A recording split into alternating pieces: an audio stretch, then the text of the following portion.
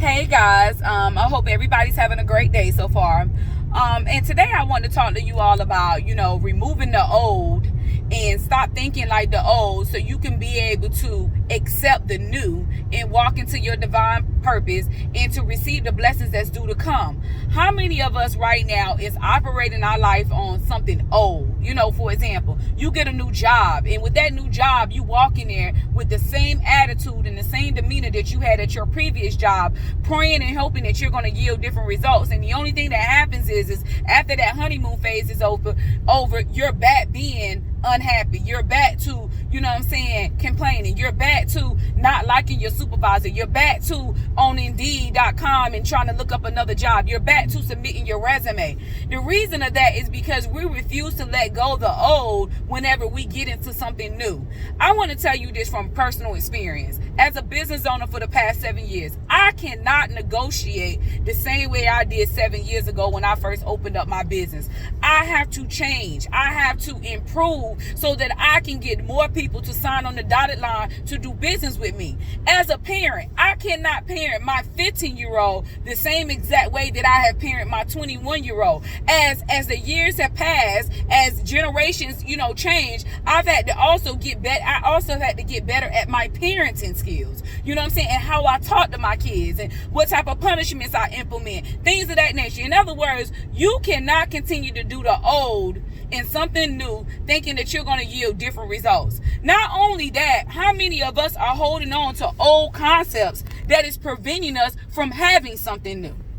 You're holding on to the concept of, this is how I've been doing it. This is the way I'm going to do it. This is how my mama did it. This is how my daddy do it. So I'm going to do it. When by you doing that, you could be stopping your biggest blessing because you're not willing to change. And everything in life, guys, you have to be willing to change. You have to be willing to improve. Now, I will always believe, and I've always been taught that there's a higher power. I will always abide by that law. I will always understand that there's somebody else in control outside of myself. So someone telling you something in regards to there's a higher power, you need to pray, you need to have faith. That's not what I'm referencing. What I'm referencing is when people have passed their fears on to you. And now you have adopted those fears and you have allowed those fears to dictate what you will and what you won't do in life. For example, yesterday me and my family was talking on the phone and we was joking about how we was taught not to fly. You get on the airplane, you die, all these other things. We was taught all kinds of different theories about flying. When in reality is if we want to see certain parts of the world, the only way we're going to get there is if we fly. So do I continue to adopt and believe in that concept that I don't fly and never get to see Australia, never get to see Germany, never get to see Africa? Or do I say, you know what, I understand that was your fear, but that's not going to be my fear. I'm going to have faith. And instead, I'm going to pray and believe that God is going to not only take care of the pilot, but he's going to take care of the airplane, and he's going to allow me to get to there and back from there safely. What I'm saying to you is that we got to get out of old ways thinking that we're going to yield different results. Not only will we not yield different results, but it could be preventing us from being our best us. Whatever that may be. Whatever that may be. You can't go in a new relationship thinking, acting the same way you did in your previous relationship, thinking that the results is going to be different. The honeymoon phase is always fun for everybody because you're getting to learn each other. You're getting to know new things. It's like it's a mystery. How does this person talk? What does this person like? What does this person like to do?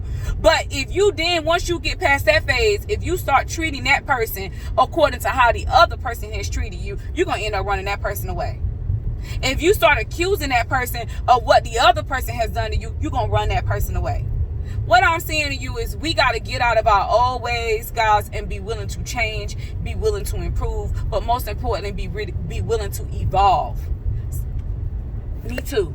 I can't do the same thing I did in 2003 and 2020 and thinking that I'm going to have the success that I had 17 years ago today.